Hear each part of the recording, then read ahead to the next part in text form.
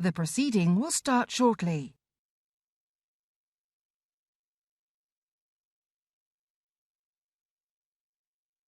The proceeding will start shortly.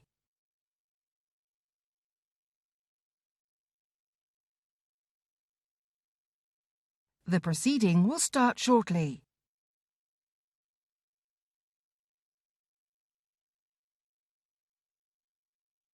The proceeding will start shortly.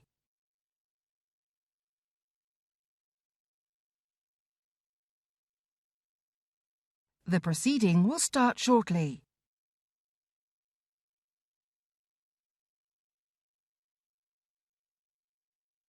The proceeding will start shortly.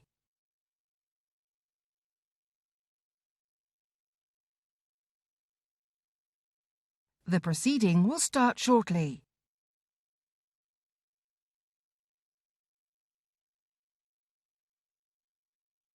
The proceeding will start shortly. This morning's session of the Business, Energy and Industrial Strategy Select Committee for the first hearing in our new inquiry on Liberty Steel and the future of the UK steel industry. Evidently, steel is a foundational industry in the UK, underpinning lots of important British manufacturing companies and an important component of our industrial decarbonisation plans as we seek to reach net zero by 2050. This new inquiry will seek to do two things.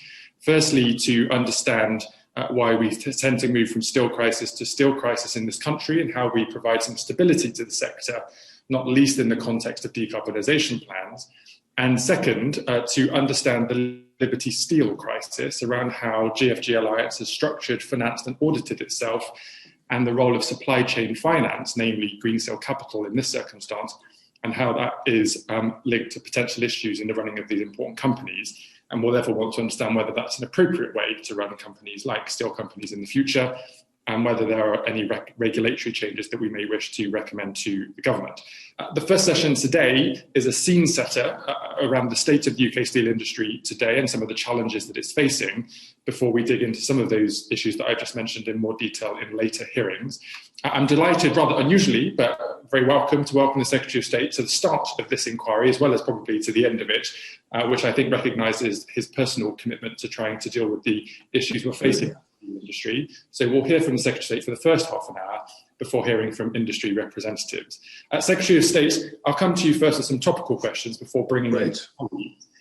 Firstly, we received a letter last night from GFG Alliance confirming the reports of their intention to sell Liberty Steel assets in Yorkshire and the West Midlands. We're conscious as a committee that some of these sites have been sold on numerous occasions, including from previous companies who have gone bankrupt. If these sites are sold, how can we ensure that any future owner doesn't follow the same cycle of buying them and then having to close them and sell them again? You're absolutely right, Mr. Jones, when you point out that these assets have had multiple owners over the years. I think what we're trying to do, what I'm certainly trying to do as Secretary of State, and that's why I brought back the Steel Council, which hadn't set for a year, is to come up, as you say, with a much tighter framework and a more stable, sustainable basis on which to have an industry. And the key point of that, key part of that, is having a decarbonisation strategy.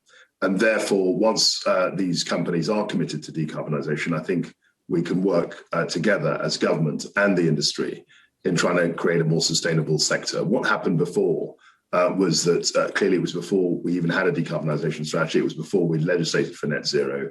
And the assets did tend to get flipped around in terms of sales, often to private equity, financial engineering type companies who had very little knowledge or experience of managing steel assets. And we need to have a more stable structure. I think decarbonisation and having a strategy about that can help stabilise this situation.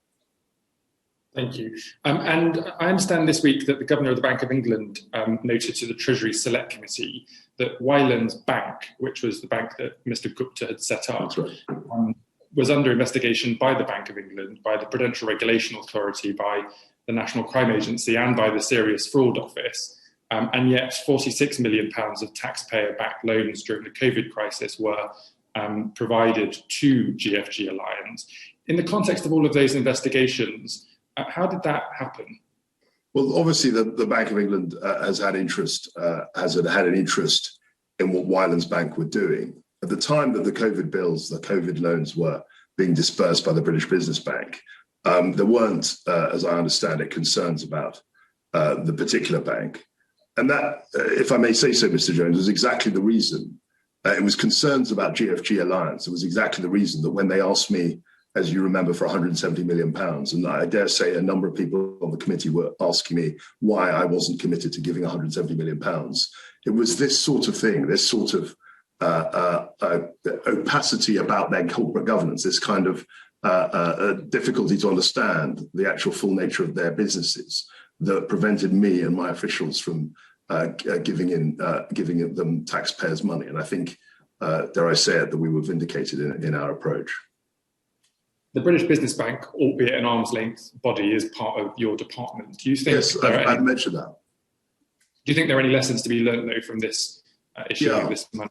I absolutely do. I mean, I think that the British Business Bank was clearly under a lot of pressure to disperse loans and to keep, and it was, let's get it straight, the British Business Bank was gave bank certification, and it was the banking system that actually provided the loans at the shop window, as it were.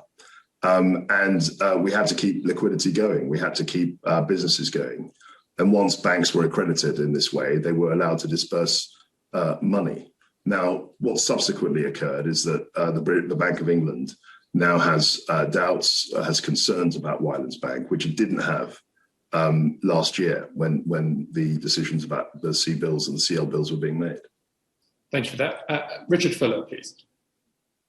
Thank you, Chair, and thank you, Secretary of State. Let's stick with this important point about opacity and the press release that Liberty Steel very kindly sent out the day before our meeting, where they say that they intend to repay Credit Suisse in full, and this will, quote, complete the restructuring and refinancing of its UK operations, which sounds very, very promising. Secretary of State, at the height, I think Credit Suisse exposure to GFG was £1.2 billion. We know that in 2019, the Swiss asset manager, GAM, had £600 million exposure to GFG, which GFG had to buy back. And in 2020, we learned yesterday that with Wylands Bank, another part of GFG, that GFG had successfully paid back £194 million. So £600 million, £194 million, and now £1.2 billion. So, State, do you know where the money is coming from? Look, my job is not to be the finance manager of GFG. We have to give them some credit. Mr. Gupta said that he would look to refinance the assets. It would appear that he's succeeding in doing that.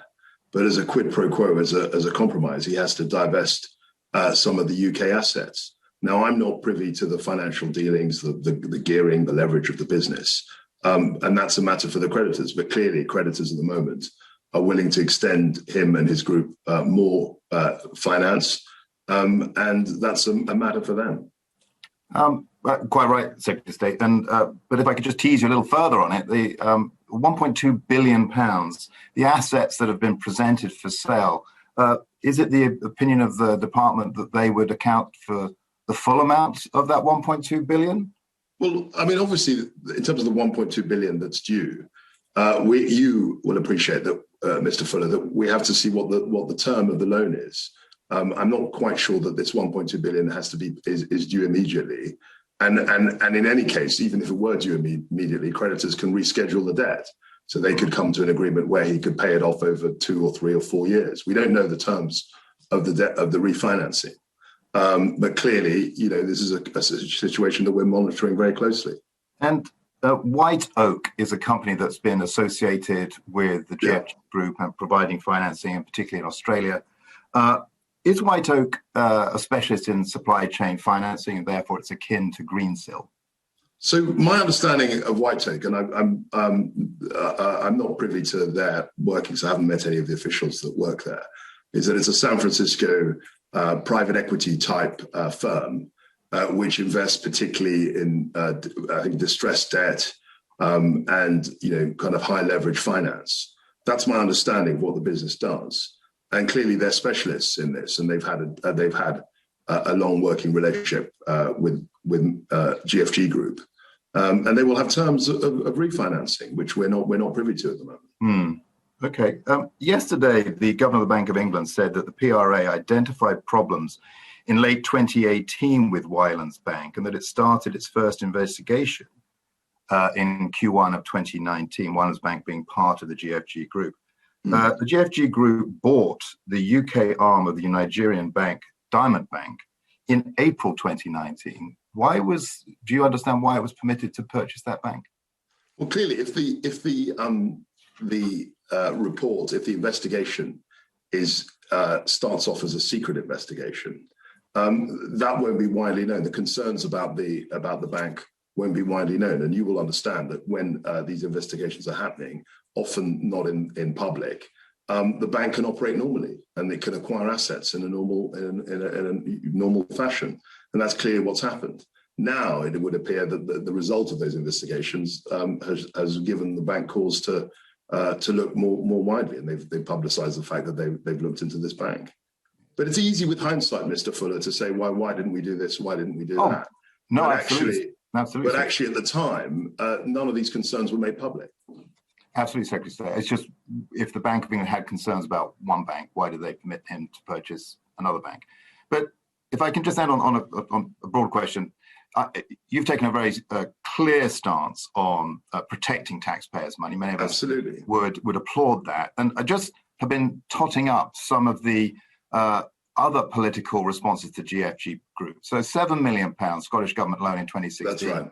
To help GFG acquire the mills in Scotland. £575 million Scottish Government loan guarantee for Liberty's acquisition of the Loch Harbour works. £600,000 Welsh Government grant for a plant in Wales again in 2016. An €86 million Italian Government guarantee for a green steel loan to Liberty Magona SRL. An €80 million French Government loan guarantee to Liberty Aluminium in Poitou. £180,000 additional grant by the Welsh Government to Liberty's Welsh plant, a £95,000 grant by Innovate UK to Liberty Powder Metals, and an investment of £12.1 million by Scottish Enterprise into Maygen Holdings, which is 43% owned by CIMEC UK Energy Holdings, a part of GFG Alliance, and $49.2 million Australian dollars to support Whyalla Steelworks in Australia. Secretary of State, why do other politicians fall over themselves to give this man so much money? Well, I mean, that's a question that you could direct to them. I know certainly the Scottish Government are very exposed in this way, and they've given millions, as you say, as you've described, to Mr. Gupta's group. I think the answers are fairly obvious. I think someone comes and says they've got the magic formula to keep steel jobs, to keep steel assets operating. There is a temptation for government involvement. As you are good enough to mention, I looked at this situation. Clearly, the £170 million was a big ask on the British taxpayer, and I had doubts, and I expressed those doubts to the committee. And just to go back, to be very clear, reinforce my position, there were two reasons. One was that the GFG Group was opaque. We didn't know where the money was going. And secondly, related to that, if a UK government gave them money, it wasn't clear to me, as Secretary of State, that this money would stay within the UK. And you've just mentioned a whole host of international assets that the company owns. So in retrospect, I'm very pleased that you've been good enough to mention the fact that it was the right call. It was a good judgment. And many politicians, not just in the UK, I think would do well to learn those lessons. And they've got to learn to be custodians of good, responsible custodians of public money. Thank you, Secretary of State. Thank you, Chair. Thank you. Alexander Stafford, please. Thank you, Chair. Thank you, Secretary of State, for coming. As you know, Secretary of State, I don't have any Liberty Steel plants in my constituency, but a lot of my constituents work in the Rotherham plant or at Brinsworth or at Stocksbridge.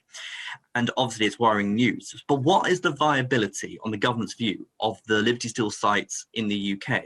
And I want to particularly just dwell briefly on the Rotherham site, if I may, Chair, because despite other closures, Liberty made it clear they're going to reinvest into Rotherham. They are going to turn the electric arc furnaces into green steel plants, into 2 million tonnes of recycled green steel. So they got a lot of promises. In the government's view, your view, how realistic is that this will continue and create jobs? My own view, and that of my officials who I've discussed this almost on a daily basis with, is that the assets themselves are good assets. And that's why, after all, the financiers, the American in this case, in the case of Whitehawk financiers, are putting the assets up for sale. They wouldn't be doing that if they didn't think there were buyers in the market. And I think there are. The assets fundamentally are good assets. The workforce is skilled and dedicated. The managers of the plant are very experienced, and I've spoken to them very frequently.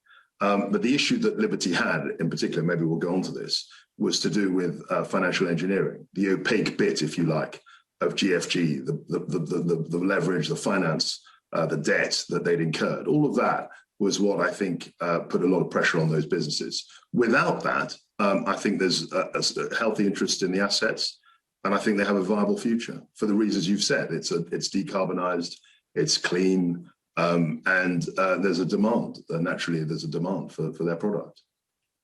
Okay, thank you. Thank you. Charlotte Nichols, please. Thank you, Chair. So, Secretary of State, I wanted to ask what measures the UK government are currently considering in terms of support for Liberty Steel, and particularly whether, as a strategic sector, if nationalisation of the UK steel industry is a viable business option in your view. As I've said before, I look at all options. I think nationalisation is an extreme occurrence which is unlikely to happen, frankly. And my view has been vindicated by the fact that the assets are for sale. I think there's considerable interest in the assets. And Mr. Gupta, contrary to a lot of people's beliefs, actually got the thing refinanced. And I said at the time, if you'll remember, Ms. Nichols, that we've got to take him at his word. We've got to see if he can refinance the assets. And I'm glad to say that he's doing that. At the time, you'll remember there was a plea to nationalise, to intervene, to sign taxpayers' money over to him. And I resisted that. I wanted to see it play out, and it is playing out. In terms of your broader question, I've always said that I think there is a strategic case for UK-produced steel, and it had to be on the condition of heading towards decarbonisation. That's why I helped publish the decarbonisation of industry strategy, industrial decarbonisation strategy, and that's why I resuscitated the Steel Council. And we're working together with the industry and unions to work out a sustainable path for the industry here in the UK. So has nationalisation been ruled out completely then on that basis? As I've said many times, I don't rule anything in or out, but I think the nationalisation of all the options is the least likely. Thank you for that. Moving on to my next question. What assessment has the government undertaken of the risks facing other steel companies, and what measures do the government have in place to mitigate against these risks? That's a great question. I mean, but you've got to take the global market of steel as a whole. The fact is, it's something like a 2 billion ton a year market that's produced, and that is a global glut. There's lots and lots and lots of steel being produced. And the real danger is that somehow we are exposed to dumping, to people overproducing, and essentially undercutting our own producers. And this is a problem that is faced by all producers of steel. The US have Section 232 tariffs. The EU, of which we were a member of, as you know, had its own safeguards and tariff protections. And that's something that we're looking at here in the UK. We've got to try and work out how we navigate this global glut of steel. And I declare my interest. I was a steel analyst 20 years ago, and in those days there was a billion ton steel industry at about 2000. So the industry, the capacity's doubled in that time. But gluts and overproduction were an issue even then. This is something that's been dogging steel for years. Thank you for that. Following the abolition of the industrial strategy, does the government have or plan to develop a strategy for the steel industry?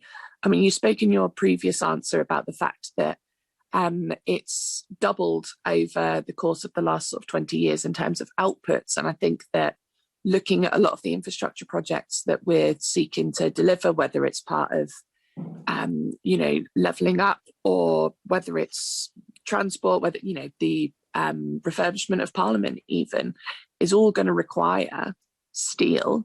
So clearly, the need is there, but is the strategy to go alongside that there? Yeah, look, I think you raise an excellent point, and directly to the point you raise, I'd like to refer to the fact that the government, we're currently reviewing our public procurement rules, and those public procurement rules, thankfully, as far as I'm concerned, are no longer determined by our EU membership. We have the opportunity to design our own public procurement rules, which can, in fact, support the sector. We established a new joint industry and base steel procurement task force that's headed by my ministerial colleague, Lord Grimstone. We're looking at how we can try, and as you say, because there's a huge amount of steel demand potentially, and we're looking at how government procurement can source most of that demand in the UK. I mean, I think in 2019-20, I've got a stat in front of me, 108 million of the reported 148 million of steel purchased by the UK government was sourced from UK producers. So clearly there's a role for the UK government as a procurer of steel to help the industry. Thank you. Back to you, Chair. Thanks, Charlotte. Nusrat Ghani, please. Thank you so much, Chairman. Good morning, Minister. If I could just draw your attention to oversupply of steel to the market, and in particular just reference the reports from the Global Forum on Steel Access Capacity, which have talked about the oversupply and how it depresses prices, how it generates damaging trade distortions, creates regional imbalances, and undermines the fight against environmental challenges, and dangerously destabilizes world trading relations. So considering that is the impact of oversupply, can I ask what steps are being taken in collaboration with other states to push for a resolution of global overcapacity? So, Ms. Ghani, this is a fundamental question about the whole sector. And as I've said, it's been something that's been dogging the industry ever since I've been following it, probably the last 20 years and probably even before that. So it's a chronic issue. We've worked, obviously, when we were in the EU, we worked with EU partners to kind of protect EU steel makers. There's also lots of multilateral action, not just with EU friends and partners, but with the US and other countries to try and bring some sort of order to what is an overproduced commodity. So there also are concerns around stockpiling by some countries and what that might do to the oversupply, but also what that might do to the UK industry. So in particular, can I draw your attention to the coverage of the possibility of surging imports from China, other countries who have been stockpiling during COVID-19 pandemic, and what you and your department is doing to protect the UK industry? So, and not just China. I mean, there are Turkish companies that are stockpiling. The point is that this glut and the potential for dumping steel in the UK comes from lots of different sources. I think as we go into the summer, you will know that we have a subsidy control bill, which will set up a framework which can give us the levers to act against this sort of thing, like such as steel dumping. There are other issues as well. I mean, I think the fact that we've been talking about clean steel, green steel, I think is an opportunity for the government to reach some sort of accommodation with the industry, and that's exactly the kind of work that we're pursuing in the Steel Council, which only met last week. Do you think it'll be an issue that will be raised at G7 or not? I'm not sure about whether it'll be where it will be on the agenda in G7. It's clearly an issue that our G7 partners are very focused on, and it raises Chinese trade. It raises employment. There are strategic interests in terms of defence interests involved. I mean, there's a whole range of issues, and it's a very important part of international diplomacy. Okay. But I'm not sure where it will come in the G7 agenda. Okay, thank you. And Minister, if I can just move on to energy costs. So steel production and processing is a highly energy intensive process. So my question is, does the government have any plans to look at broader reforms or cost exemptions to alleviate the burden of high energy costs on the industry? We look at this all the time. And again, I hope I'm not sounding like a broken record, but this is exactly the kind of work that the Steel Council, which I resuscitated in March, and we've already had 2 meetings. This is exactly the kind of work we're looking at. I mean, how can we come up with an offer an energy offer, an electricity offer that can actually help the steel industry, because it's common knowledge that the kind of prices that steel companies pay in France and Germany for their energy in order to operate their works are much lower than the prices in the UK, and we've got to address that. And this has been a problem that has been highlighted for some years, and we're trying to find solutions to it. Thank you, Minister. Paul Howell, please. Thank you, Chair. Thank you, Secretary of State. I'd like to move on to state aid in particular, and just obviously we've got different options now. It's post-Brexit and the like. And when it comes to foundation industries like the steel industry, clearly their impact is massive, not only for the industry itself, but the extended supply chain. I don't have a steel company, a steel business in the patch, so to speak, but I've got many suppliers into the motor industry and things like that who would use steel, but then export it worldwide. So it's a very complex matrix that sits there. How does the government look at trying to use state aid or not to make sure those foundation industries are resilient for us? So we mentioned a couple of things in this short session, which can actually deal with the problem you've described, Mr. Howell. So the first issue is in terms of public procurement. When we were in the EU, we were subject to all sorts of government procurement rules about how the government could spend money, what industries it could or could not support in spending money in procurement. Now we're out of the EU, we can make those rules ourselves.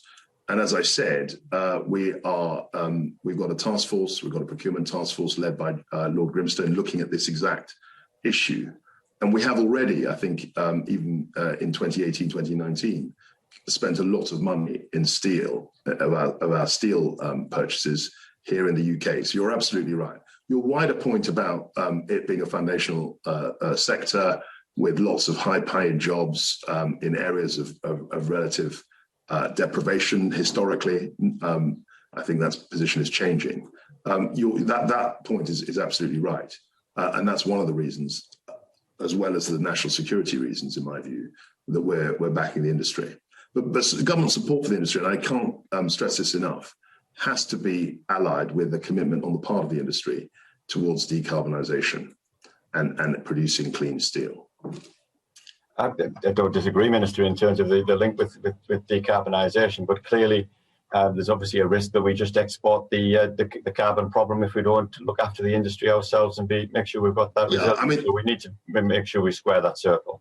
Yeah, the risk is there, clearly. If we rely on blast furnace, basic oxidation processes, traditional processes, then yes, you're right. But I think there's a real opportunity to decarbonise the industry, and many of the companies, all the companies, in fact, that operate steel works here in the UK are very interested in pursuing that line, and I speak to them regularly about how we can do that. Okay, I think given time, Chair, I'll leave it at that and then come back to you. Thanks, Minister. Thank you. Just a follow up from Richard Fuller on state aid before Mark Halsey. Thanks. Thank you, Chair. Secretary, just on this, in the February 2021 document, Subsidy Control, Designing a New Approach for the UK from your department, it said that subsidies, quote, subsidies should not be used to prevent unsustainable businesses or declining industries from failing. And further, the quote, allowing these businesses to persist can hamper the emergence of more productive firms and prevent resources from being redistributed to more competitive areas of the economy. How do you square that with your comments about looking at the Steel Council looking at issues to do with steel? So I mean, there are two things there, Mr. Fuller. There are two things. That was a broad statement about subsidies in general. It is true that subsidies should not be used generally to support unsustainable businesses. However, I've said repeatedly, not only to this committee, but in every public forum, that we have a strategic interest in maintaining steel. Okay, so once you've got a strategic interest, as every other G7 country does, by the way, every G7 country has steel production. In fact, I think we produce probably less than most of the others. But once you're committed strategically to the industry, then you have to provide some measure of support. It doesn't make sense to say we're strategically committed to this industry and then not support it when the market turns against it. So if steel is strategic, what else is strategic? Well, I mean, we'll have to have another conversation about that. This is a conversation about steel. I shouldn't say the great respect, because that's always regarded as an insult in politics. But they say I'm going to give you a list of this. Unfortunately, Secretary of State. What isn't? Unfortunately, Secretary of State, you're going to start with steel, and they're claiming they're strategic. Then you're going to have Industry 2, Industry 3, Industry 4, Industry 5, all saying that they're strategic. And at some point, you're going to have to draw the line, aren't you? To govern is to choose. You're absolutely right. You and I share a similar view about the it's open season for every industry to come to your department store and say, we're strategic, give us some subsidies. It is an open season. You have to make a choice. And we've been, you know the facts as well as anyone. There is a global glut in steel. There has been for 20 years. I don't think there's any country in the world that produces steel that does so on the basis of laissez-faire, the free market. Let's be frank about that. I've said repeatedly that I think there is a strategic case for steel in the UK, and as Secretary of State, I'm supporting that. We've been clear. Thank you. Thank you. Mark Pausing, please. Thank you, Secretary of State. I think the majority of us on this committee are very happy that steel is strategic, and very happy that you have very clearly said that there is a strategic case for UK-produced steel, because we need that to support our manufacturing industry. But I just want to ask you a little bit about the future and decarbonisation. The Climate Change Committee have recommended that the target for ore-based steelmaking should be near zero. Now, is that inconsistent with continuing to produce ore-based steel? The target we've set ourselves, that I recall very clearly, is an 80% reduction in carbon emissions in the industry by 2035. And you'll appreciate that 2035 is in 14 years' time. So over those 14 years, I would expect the basic oxidation process, the blast furnace process, to be phased out. But that's not something that's going to happen next week or next month. It's part of a conversation that I'm having. That's why we've got things like this. I resuscitated the Steel Council. That's why we have discussions and we're producing papers. And that's why we've got the industrial decarbonisation strategy. So very clear about the long-term goal, and that's something that's going to happen over time. So the long-term goal, Secretary, for what you just said, is that basic oxygen steel making will be phased out. Well, it will be phased out to the point that it will have an 80% reduction. I mean, that's clearly set out in the strategy. Okay, an 80% reduction. I'm not saying it's going to be. I mean, look. So the whole point of decarbonisation, Mr. Pawsey, is that we reduce carbon emissions. Okay, the process that you've mentioned is a carbon-emitting process. So the logic of decarbonisation is that we're going to try and come up with steel production that is less carbon emitting. Okay, I mean, it's not that complicated. That's fine. What you're saying is that we will reduce emissions. We won't get to absolute zero in steel manufacture. We're talking about a net zero economy, not an absolute zero economy. And there are some of us who want to see steel manufacturing continue and believe that there's continues to be a role for basic oxygen steel making. So Mr. Pawsey, nobody has ever spoken about absolute zero. Even in the legislation that you and I passed and voted for in 2019, it was a net zero target. Nobody has talked about absolute zero. Right. Okay. And when I refer, forgive me, let's just be clear-headed about the facts. When I refer to the industrial decarbonisation strategy, the number in there is an 80% reduction by 2035. That happens to be in 14 years' time, and it's an 80% reduction. It's not a 100% reduction. It's not an absolute zero target. So just be very clear about what we're talking about. We're not saying that we're going to slam the door shut to BOC manufacture of steel. We are saying that we want to move towards a cleaner process and a less carbon emitting process. And Secretary, I'm happy to hear that. I just want to, if you can tell us a little bit more about the processes that will be available that will enable that to happen. So there's a lot of investment in electric arc.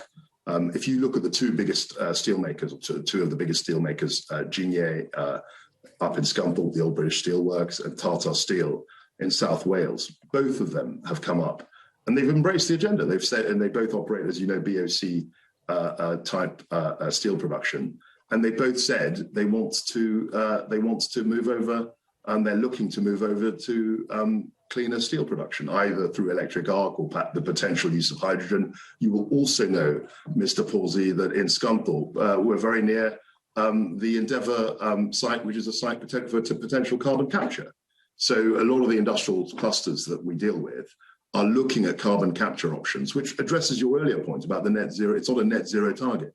If we can reduce emissions, we can then capture the carbon that's emitted in the residual carbon and net it off. That's the whole point of the net zero target. And carbon capture and storage is a key technology that can help us achieve that. And Secretary of State, does a strategy for the industry involve greater use of the scrap material? I understand something like 60% of scrap in this country is exported. Should we be making greater use of that? Should we increase our recycling rate through the electric arc furnace, which of course can be a green process?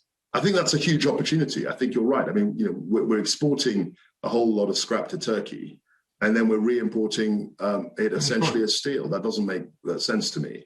And we've got to look at ways in which we can retain and keep and recycle more of the scrappage, the steel scrappage that we produce. And so, the Secretary, how are you going to motivate and incentivize the industry to effect that change? We've got things like the Clean Steel Fund, which I'm surprised people didn't bring up. I mean, that's something that is going to promote decarbonisation. We've got an industrial energy transformation fund, which is precisely looking at how we can be more energy efficient and less carbon emitting in these industrial processes. And we've also got the industrial decarbonisation strategy. So there's a whole range of things. There's money as well that's been earmarked to be spent, to be deployed to pursue this. Okay, thank you, Secretary of State. Chairman.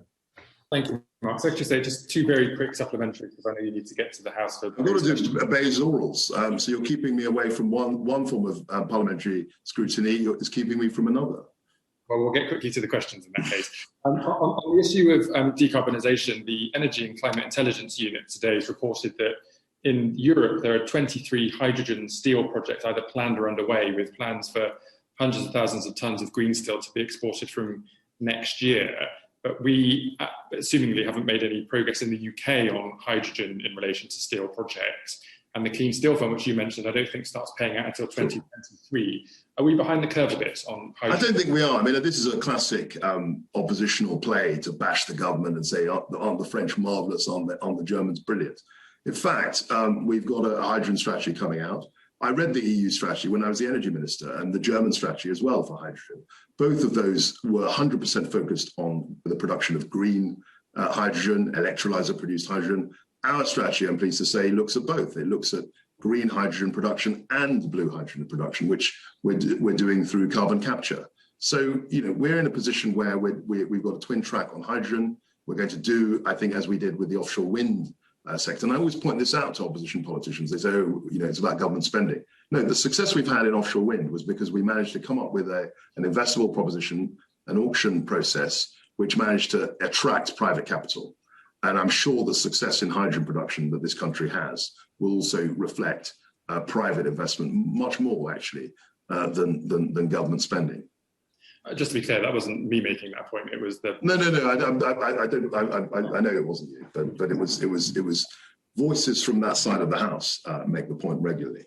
Sure, but the ECIU is an independent body outside of Parliament. But the last question, because I don't want to keep you, we talked about quotas and tariffs today. There's some concern around the trade remedies and recommendation to cut quotas and tariffs for steel. What's your view on that?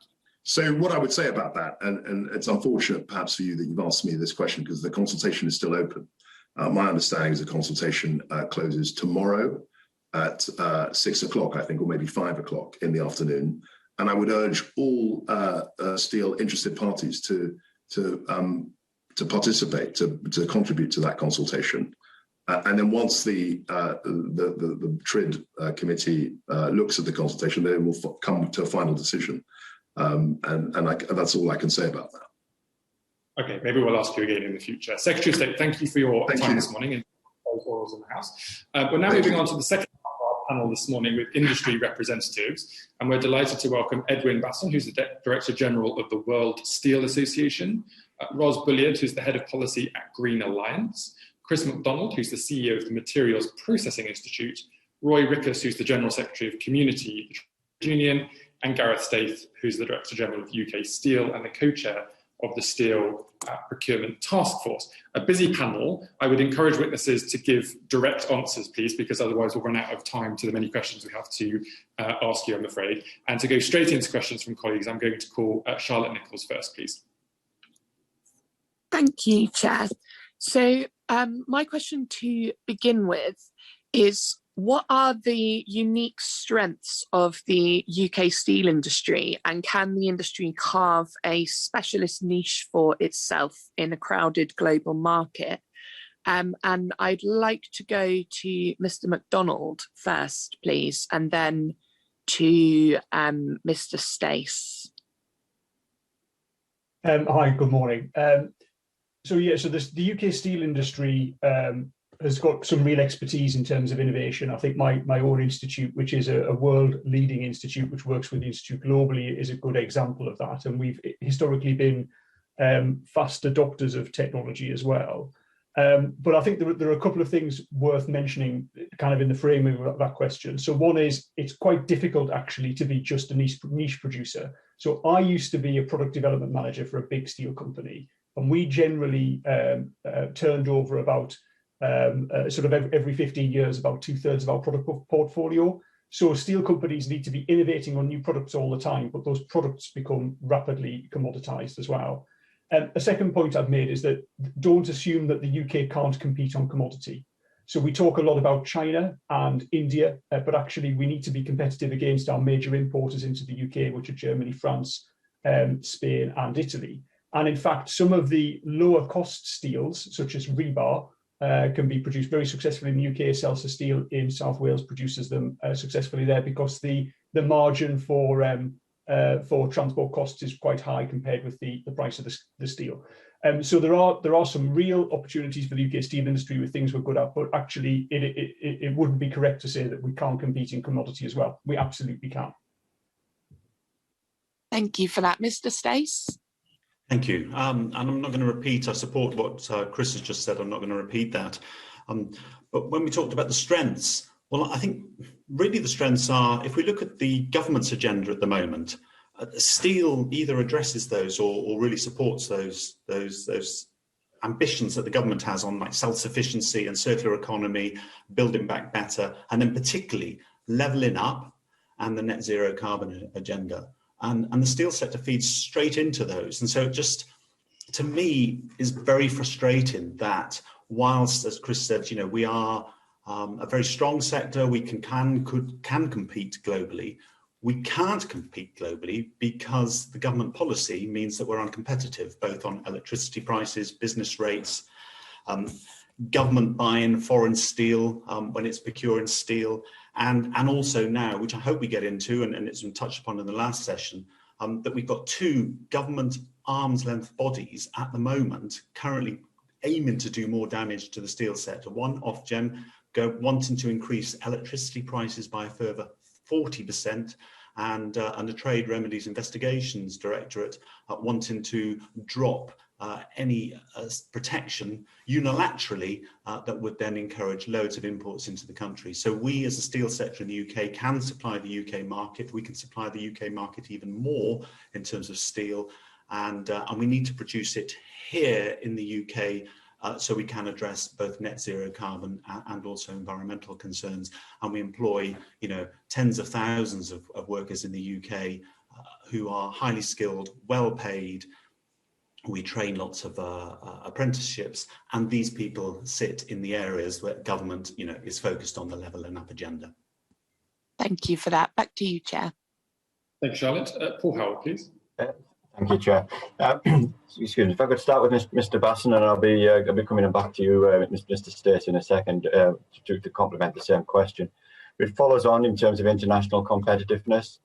You know, it's clear, as you know, you've already touched on, you know, the China position, the India position, and the fact that you know that there's a lot of European competition as well, and different nuances that exist in the steel marketplace. But it's obviously a very complex situation in terms of, you know, the whole economic impact on the UK. But can you just like try and enlighten us as to what the UK's competitors can do which UK industry can't? Is it all about government? Is it all about electric prices, or is there more to it in terms of actually the capabilities of the different states in terms of what they can and can't produce? If I could start with you, Mr. Basson. You're on mute at the moment, sir. Sorry. Yes, thank you for that. I'm not going to make any statements around the UK position, because that I would leave to my colleagues. What we do know about the steel industry on a global basis is that it is a very, very competitive industry globally, firstly. Secondly, I think you and a few others in the first panel have mentioned this fact that steel plays its role as an enabling industry, or as you call it, the foundation industry. So policy should always try and strive for a balance. Even today, if I look at the data, we know that Europe as a whole is a net importing region of steel, and also is a net importer of steel-produced goods. In other words, goods containing steel. And in that way, whatever the policy is, it should not be focusing on steel production only. We should also be looking at what would be the knock-on effects on those industries using steel to make products to be either exported or imported.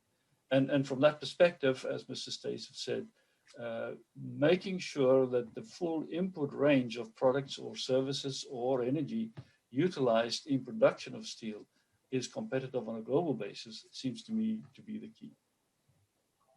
Thank you. Excuse me. Anything you'd like to add, Mr. Stace? Well, I think there aren't any steel products that we can't make in the UK. There might not be a market for them in the UK, and therefore we don't produce them.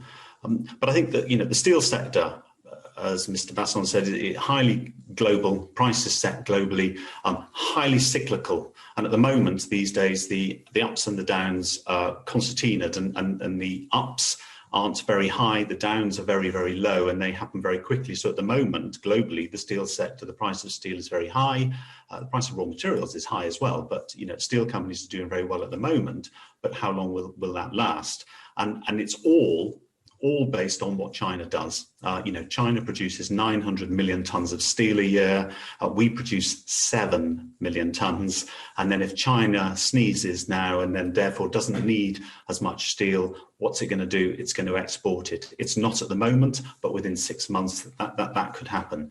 So that's the global steel sector. We are bastions of free trade in the sense that there are no tariffs on steel. Traded across borders. It's something that was agreed, 30 years ago, and that's why we, Mr. Howell, coming back to your question, that's why we, in the steel sector, need the safeguards or trade remedies as a safety valve to ensure free and fair trade happens globally in the steel sector. Thanks. And so, I know you've touched on a couple of places, but just to finally wrap this one up a little bit. In terms of what do you actually think the government should do in this space, in terms of trying to make sure we do have a sustainable and resilient capacity for steel in the future? I've already touched upon it, and I think it's it's certainly just given us a competitive business landscape in the UK, and government policy, not just this government, many governments historically in different colours as well, has always seemed to want to tie our hands behind our backs. And so it really is a competitive business landscape of electricity prices, business rates, public procurement of steel, but also government just wanting to support its steel sector. And I actually think, I was really encouraged by the Secretary of State earlier, I think this government, this administration, is more engaged with our sector than many previous administrations. And I feel very confident that we can work with the Secretary of State, and I hope with Number 10 as well, on a green steel deal through the Steel Council, where we've absolutely totally focused on net zero carbon. And that's where we have to go. But we cannot do that on our own. We have to work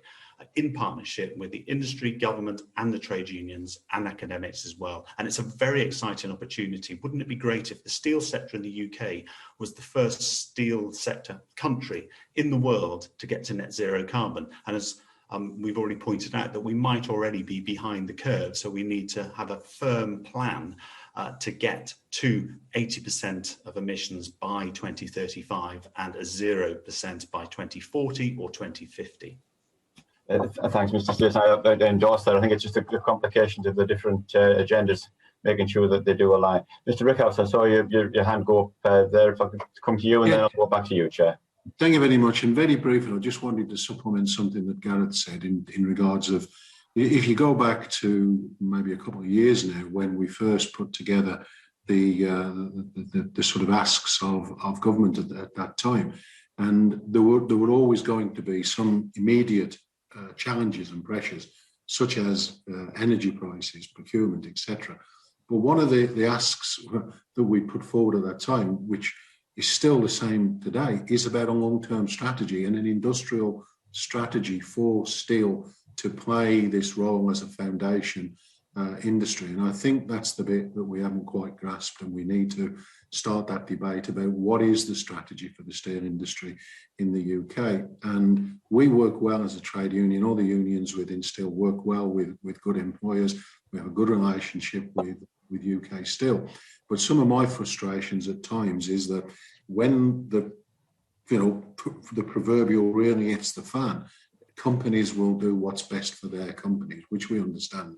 And they'll take a view of what's best for Tata, what's best for Salto or Celsa, what's best for British Steel. And sometimes I think what we miss is this coordination of saying what's best for the UK, what's best for the UK steel industry. And I don't know what the answer to that is, other than the fact that there's an opportunity maybe through the Steel Council to have that coordinated approach and say, what's best for the UK steel industry? Because that's what we need to get to.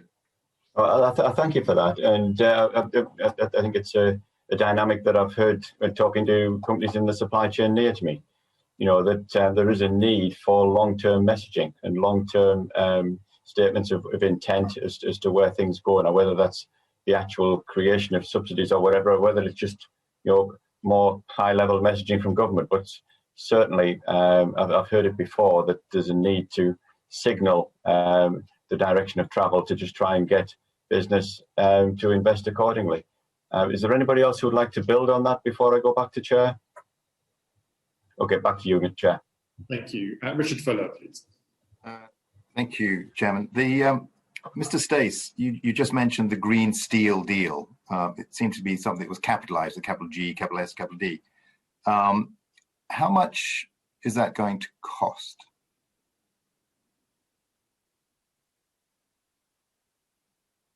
I think that's very much an unknown, in the sense of where are we going to go from now until 2035? Which technology would we use to get there? We've already talked about, you've already talked about in the previous session, in the steel sector, we have 6 steel producers, 2 using the blast furnace route and 4 using the electric arc furnace route. Can some of that blast furnace capacity move to electric arc furnace? Some of it can, yes, and that's a tried and tested technology. It's probably cheaper than other technologies, but I doubt that we could remove all emissions in terms of net zero emissions from the steel sector with just electric arc furnace. So there would be a need for carbon capture and storage and hydrogen as well. And if we look at carbon capture and storage and hydrogen, largely untested at scale in the steel industry, and hydrogen in terms of sort of zero carbon hydrogen, a long way off. And therefore, I think it's very difficult to think, right, how much would this cost? We haven't even taken that first step. It sounds like you're very much at a very early stage of this green steel deal, because if you're trying to put an investment proposal to normal investors, you sort of say, here's what our goals are and here's how much we're going to need to achieve them. Just to be clear, if you reach agreement with the government, will you commit that will come with some statement of how much it's going to cost? But it would certainly have to, because we would go with government with a vision of what we want to achieve by 2035, broadly how we're going to get there. There will be also bilateral discussions between the companies and the government as well. There'll be commercial confidentiality there. But from my point of view, it's not a question of if we would commit with government to work with government and trade unions to get to near zero carbon. It's how we're going to do that. In that, why would we give over our responsibility to net zero to foreign producers, foreign governments, foreign companies, for them to produce our steel and us import it? It has to be, we have to take responsibility here in the UK for our contribution to global net zero carbon. And to do that, we have to produce steel here in the UK, and we're going to be using more steel, not less steel, as we transition to net zero. Now, well, just to be clear, I'm just interested in time, that's all, Mr. Just of your members, what proportion are actually subsidiaries of foreign-owned companies? They're all, so there's 6 steel producers, 5 of them are, and one of them, Sheffield Forge Masters, is totally based Thank you. Could I move to ask Mr. Rickas? Could you? I think it's worth, Chair, just hearing from Mr. Rickas. What is the sentiment of steel workers right now? We're talking a lot about money, subsidies, strategies, owners, question marks. But what's on the mind of the steel workers, Mr. Rickas, and what are they looking for the government to do? Well, thank you very much. I mean, it is important, isn't it? Because what we would say is, on behalf of the sort of workforce, is we understand the need for net zero, for decarbonisation, and we know that we have to. So nobody from the trade union side is sort of burying their heads in the sand, so to speak. What we want to see is a fair and just transition. We don't want to jump to the end point before we've had the debate and the discussion. And I think the unions working with people like Chris in terms of MPI and Syndex, our experts, we've got something to bring to the table to contribute towards the debate around the green steel that you've referred to with Gareth. But generally speaking, I think as ever within the steel industry, there's a lot of uncertainty, there's a lot of concern, and there's a lot of worried steel workers. I mean, we saw announcements yesterday from a major steel producer in terms of Liberty, but it's not just Liberty. If you look at our members working in Tata, they'll say to us, we want to know what the plan is. What is the plan? What's going to happen? We've got 2 big, blast furnaces. One of them is going to be due for some refurbishment and reline. The plant constantly needs maintenance. We need to invest in things like coke ovens and cinder plants. So there's always a need there for investment. And when you see delay, or I don't want to use the word dither, but when you see uncertainty and decisions not being taken, then it causes worry. And I don't know whether that answers your question. Well, it's very kind of what's going on at the moment.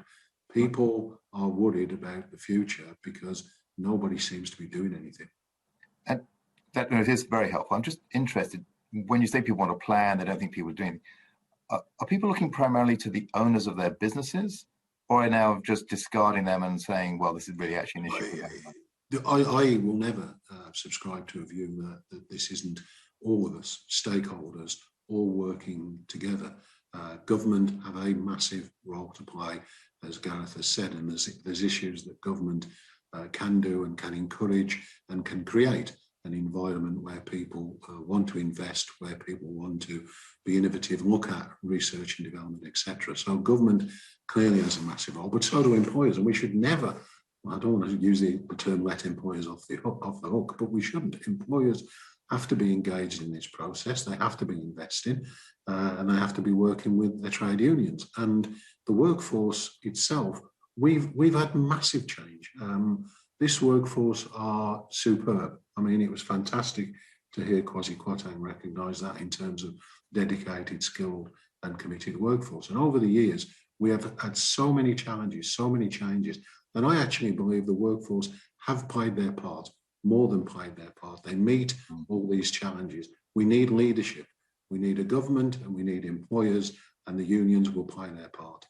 Thank you very much. Mr. Basson, finally from me, you talked about earlier on that we need to be aware of the knock-on effects, I think, in the context of the UK steel industry sort of declining further. Can you just sort of enumerate what those knock-on effects are and why they're important to consider?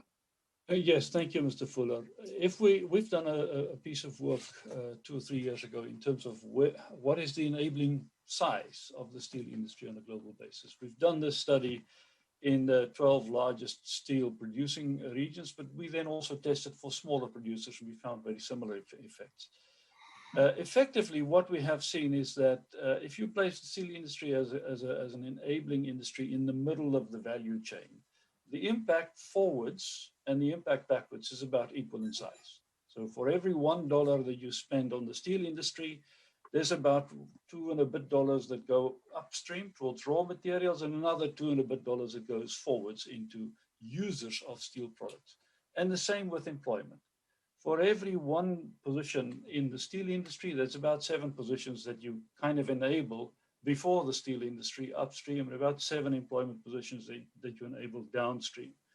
And therefore, it creates in any strategy environment the duty, I think, to those that are planning policies to not only look at what you can do for the steel industry. Yes, we want to protect the industry, and as someone that made its life in this industry, I believe the steel industry is a very important part of not only historical but also future economic activity.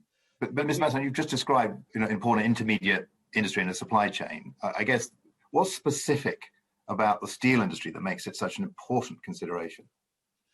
Exactly this role that it is an enabling environment, and it's enabling in 2 forms. It is a product that is extremely versatile and usable in a very large variety of final applications. So we find the same product in construction, we find it in production environments in industry, we find it also in extremely high-end businesses such as medical equipment and so forth. And therefore, if you want to make policy by just purely focusing on the steel industry and making the steel industry competitive, there is a knock-on effect in keeping a range of other a range of other industries competitive. But too often, and I just want to finish this, too often we see almost a one-sided focus and say, let's just make steel competitive.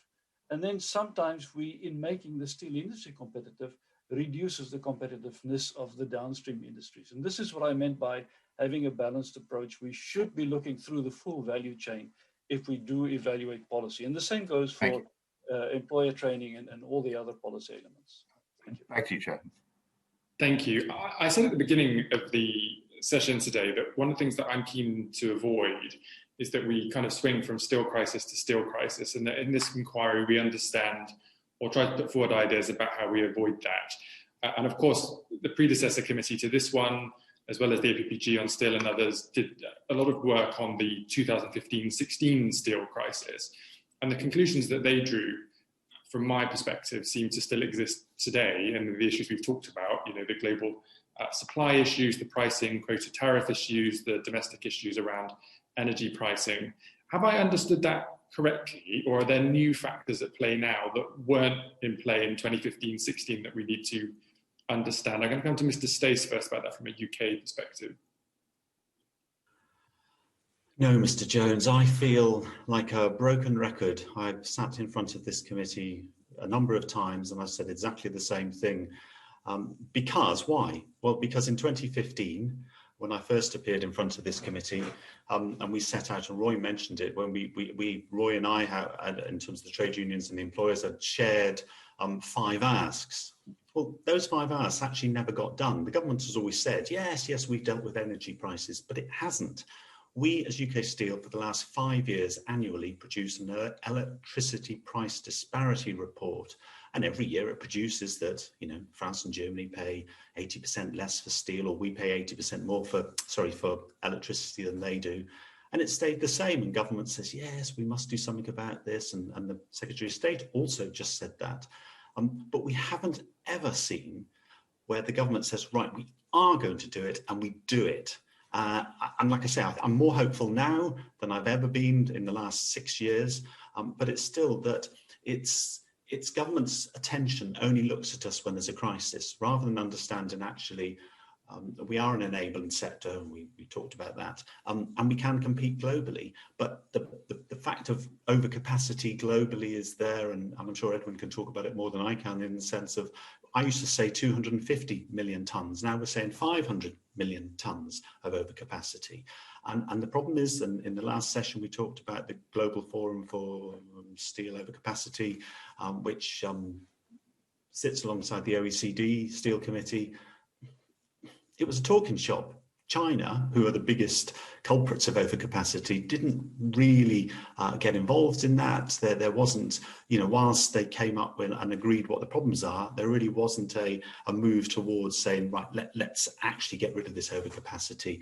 But not in the UK. When we got rid of ours in the Davignon report and project years and years ago, we don't have excess capacity really in the EU. It's elsewhere in the world, and it's always going to damage globally steel. We've seen more increase in protectionist measures, most notably, in addition in terms of China, but most notably in the US with its Section 232, which then led the EU to have its steel safeguards, and now we've got the steel safeguards in the UK.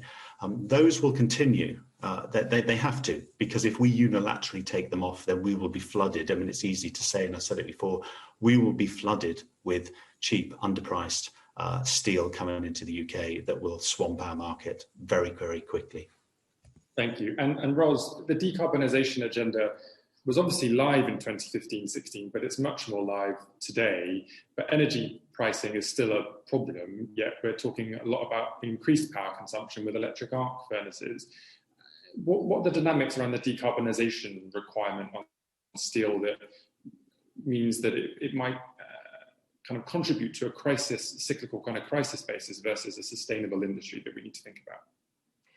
Thanks. Yeah, I mean, I think the both the kind of awareness of the need to align decarbonisation with a long-term sectoral strategy is higher and more pressing now, and I'm really welcome to hear the kind of statements that everyone's made around that. But I think we need the urgency as well on that front. So that's definitely welcome. And we also have more options in terms of technology now. We're getting, despite, as Gareth says, a kind of still some uncertainty about hydrogen and CCUS routes. We are now gathering more evidence. There's quite a few trials going on, and I think we're in a position that we'd really want to see more funding and support for innovation, including a trial of hydrogen-produced steel in the UK, so that we can make an informed decision on those points, and we can really kind of retain competitiveness. You're right as well on the electricity prices. That, I mean, some of those charges are the result of environmental policy, but that doesn't mean that we are happy to see a disparity in electricity prices in the UK and competitors either. It makes a huge amount of sense to maximise our recycling of steel in the UK, rather than, as the Secretary of State said, to export scrap steel as much as we actually produce and then re-import high quality finished products ourselves. So very keen to kind of see that issue resolved as well. I think it's really important that the kind of full suite of policies that could be used on that front are considered. And yeah, there's a huge amount of compatibility between the kind of electric arc furnace recycling route and hydrogen production of steel. The hydrogen can be used to kind of increase the range of products that recycling enables us to make.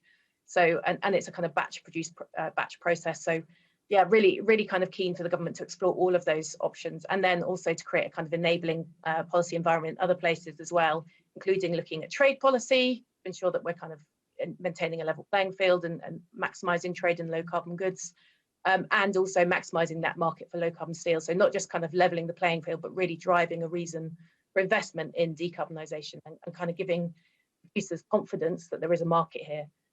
But yeah, I mean, also to come back to the previous question on costs as well. I mean, there is a cost of action, but there's a huge cost of inaction as well. Chris, you wanted to come in briefly. How do we avoid these cyclical crises in steel? Yeah, and I just want to come back on this overcapacity issue. I think the thing about overcapacity is it's never going to go away. So the steel market's predicted to grow by 50% between now and 2050. And we know that production will increase as well. Governments around the world will rightly invest in their domestic steel production. But I think we need to separate out these kind of government actions from the industry competitiveness, because frankly, you don't need to worry about overcapacity if you're just the best in the world. The people who are the best in the business continue to make money. And so to answer Richard's point about how much is this going to cost? People are putting an estimate on between £4 and £6 billion for the investment that's required for new assets in the UK steel industry to go green. And I can tell you that an out-of-the-box steel plant, the same capacity as our biggest plant in Port Talbot, will cost £1.6 billion, which is about half what it would have cost 10 years ago. But the major thing is, it'll also be 5 times more productive. And I think that's the thing we need to get our heads around. You can hang on to your old assets and make, talk about decarbonising, but actually decarbonising means massively increasing productivity as well, becoming more competitive, and then actually being sustainable because you make money as well. Thank you. And Roy, I think you wanted to come in on this. Yeah, just briefly, Chair, if I may. It's on this issue of scrap, actually, something that was said sort of stimulated the thought that we've been talking about, is that at the moment, yes, there's an abundance, for want of a better word, of scrap, and we're exporting scrap. But if we transition all of our blast furnaces to electric arc furnaces, then surely common sense would say that there's going to be some pressure at that point, and either the availability, the quality of scrap, and the price of scrap is going to be impacted, by basic supply and demand.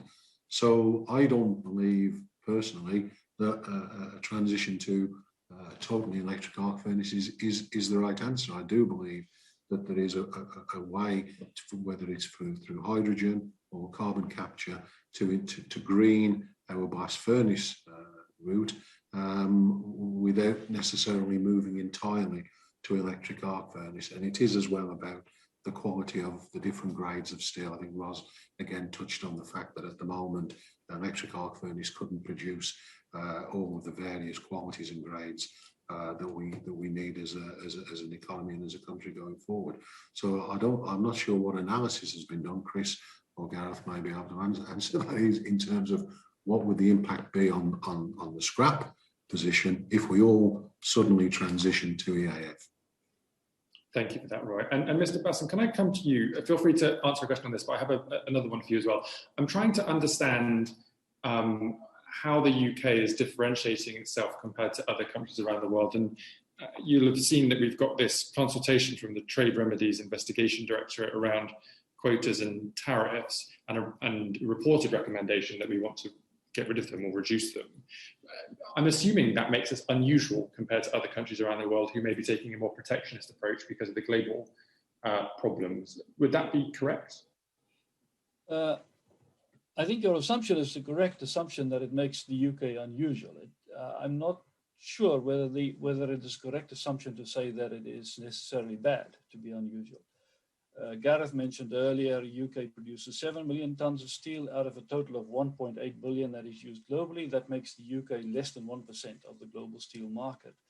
And I think there is certainly a benefit in being small, because that allows you to do many different things than large players in the industry. Hence my point about competitiveness. If I look at data that we gather on a regular basis on what we call the indirect demand of steel, or indirect import and export of steel on a global basis, and we do this by country and region as well, we find 2 trends. Firstly, in a direct basis, 1 out of every 3 tons of steel that is produced globally crosses an international border. In fact, crosses a continental border, it goes onto open water. If you just took trade within the EU, between countries, then 1 out of 40% of all steel that is produced crosses the border of the country where it was produced. But let's work on this intercontinental figure of about 30%. And this is a long-standing figure that's been true ever since 1970. Sometimes it's a little bit higher than 30%, but it's never really lower than 30%. Hence, the steel industry is an open industry. You cannot do something in your own backyard, as it were, and not expect a reaction elsewhere, because the industry is so open. It's open on raw materials, it's open on trade of final product as well. But secondly, on top of this 1 out of every 3 tons of steel that crosses a border, another 30% to 40% of steel crosses the country borders in the form of a finalized product. It's steel in the form of a car, steel in a piece of equipment, and so forth. And just there, in terms of the UK, what struck me when I looked at the figures recently was that for the last 15 years, the UK was a net exporter of produced steel goods, in other words, of goods containing steel. it has turned into a net importer, like the rest of Europe, like most of the USA in the last four years or so. And that certainly tells me that that reduces the demand for steel within the UK itself, other than for construction purposes and so forth. So clearly, if one wants to have a unique strategy for your steel industry, I think that is an element to look at. What has changed so that we have lost this competitive edge in our downstream producing industries, consuming steel and exporting steel containing goods? Because with that loss of that opportunity certainly has gone a competitive loss, but there's also a loss in terms of employment opportunities and so on and so forth. And I think that seems to me an area where there is some interesting opportunities for the UK to certainly look at, but it requires looking at something wider than just the steel industry in itself. On top of that, just two comments quickly on the whole green steel debate, which I think is a very, very useful and important debate. In World Steel, we've looked at this and we see essentially three phases going forward. Phase one, which we think will apply mainly for the next number of years, but can apply longer as well, is what we call efficiency. Chris mentioned this earlier. There is, in our view, between 15 and 20% CO2 reduction that can be done with current technology just by looking at more efficient use of what is already installed. And we've done work in World Steel in various parts of the world.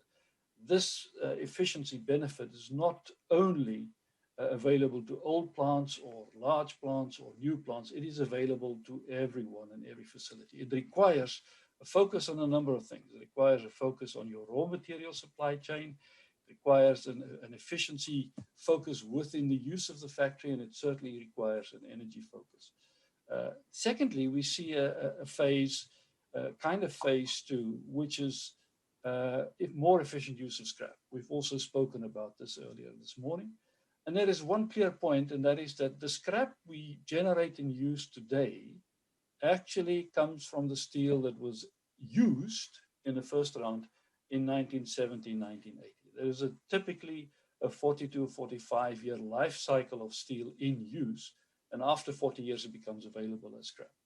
So generally speaking, your scrap availability curve runs behind the curve of steel demand. And just because of that, we will always, as Mr. Rickhouse has said, require on a global basis roughly the amount of blast furnace capability that we have installed globally today in order to satisfy global steel demand all the way up till 2050. So green does not per se mean go to electric arc furnaces. It also means what do you do with your blast furnaces and making those efficient. And certainly then there is a range of technologies, and that brings us to phase three, which is what we think breakthrough technology is all about. Hydrogen is part of that. Biomass utilization is part of that. Carbon capture and storage is part of that. And we think we have to recognize these three phases. But certainly phase one, the efficiency phase, I think is a phase that we have to look at both in production of steel, but also in how we use steel as a product.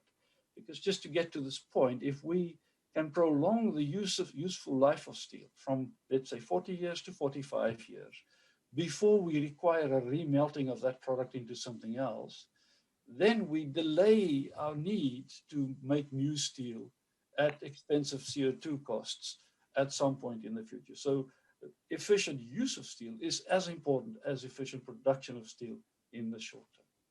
Thank you, Mr. Chairman. Thank you for that. And very lastly for me, before I go back to colleagues, Mr. Stace, I think you probably wanted to reply or respond to this issue about the UK taking a maybe unique position if it does deregulate on quota and tariffs.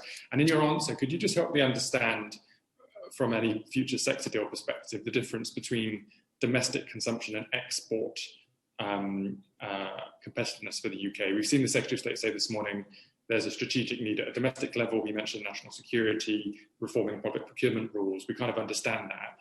But if you're thinking about sector deal development in the context of everything we just talked about, what are the opportunities for the UK for exporting as opposed to just shoring up domestic consumption that favours British-based businesses? It's a very good. Can I answer that point first while it's in my head? It's a very good point. So 60% of the demand for steel in the UK is met by imports. and we export 40% of our production, 45% of our production.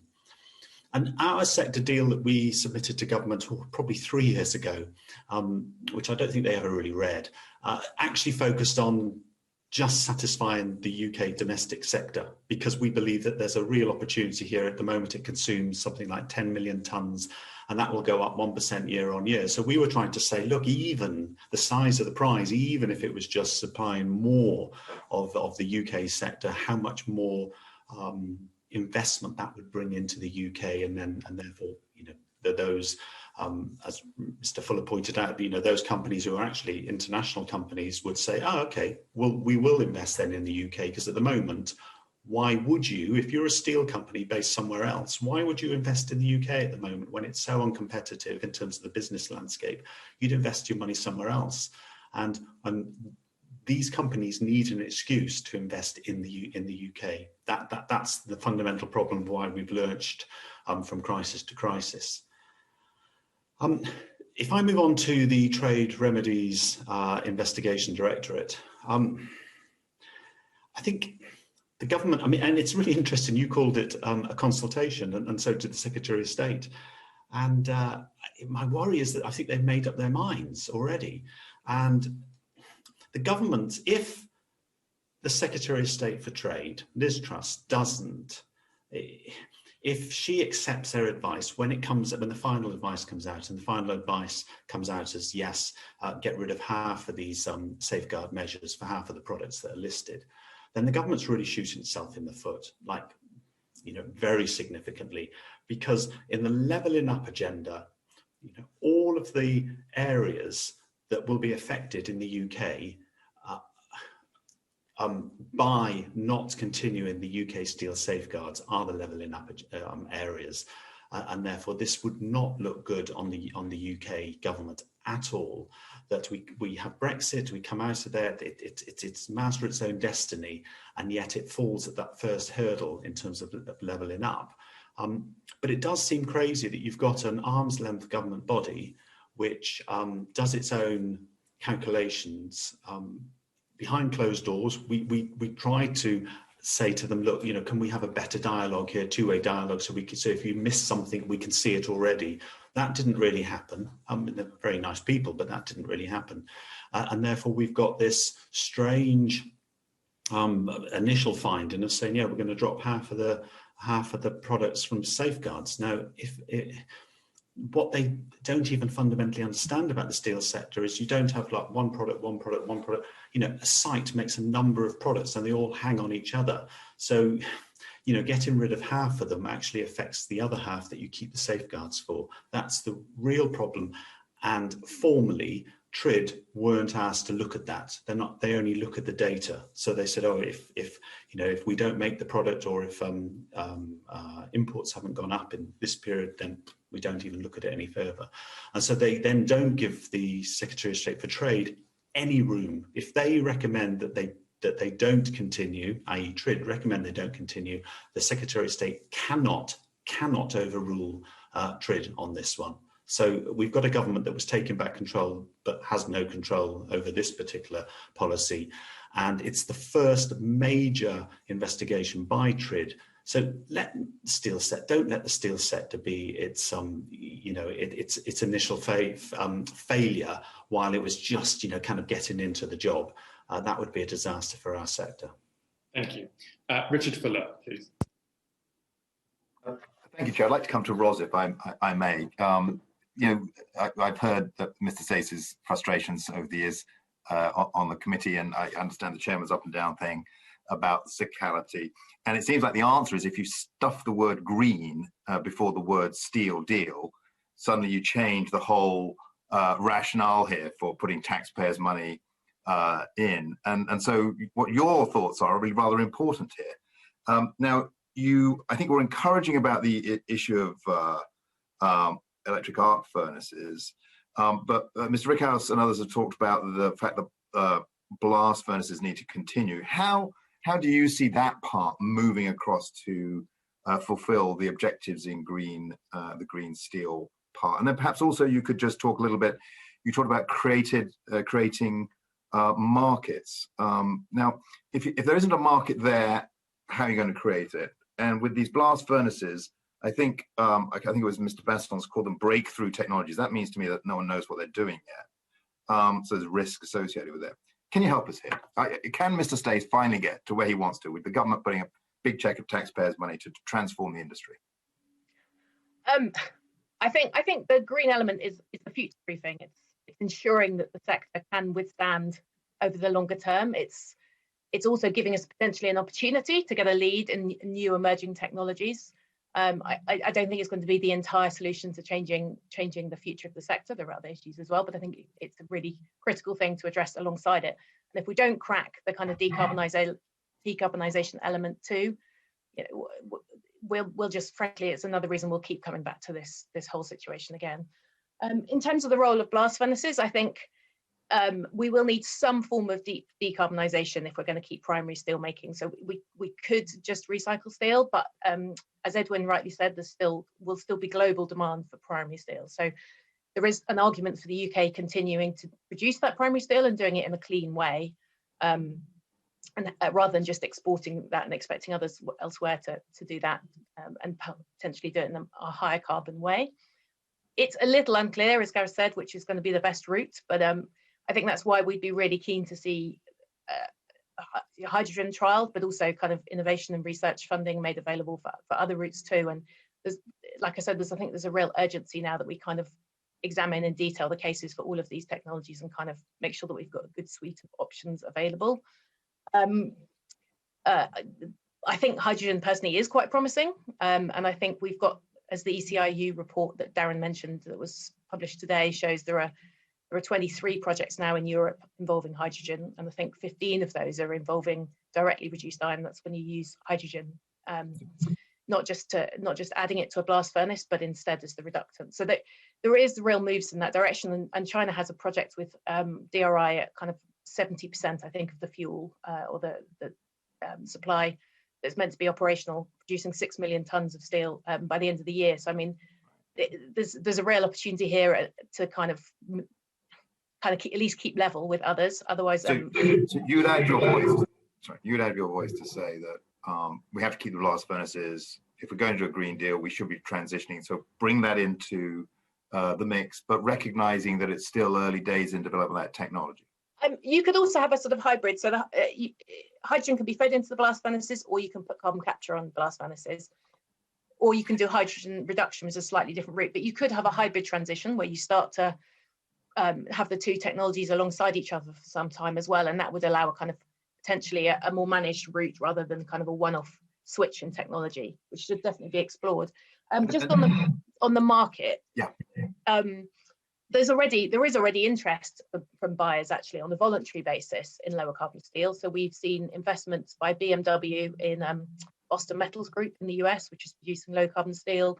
Volvo and Mercedes have also invested as well. So there are companies out there, and there's a Climate Group has a kind of responsible steel buyers club effectively as well. So there is interest, but you also have to bear in mind that steel is a kind of sold often not to direct consumers, so it is perhaps harder to kind of have a voluntary kind of steel purchasing, and we would be wary about relying on that for too long. And so we would also want to see the government kind of create more solid markets as well where possible over the longer term. Is this the sort of is this a sort of push that could come at COP26? Should the UK government be trying to?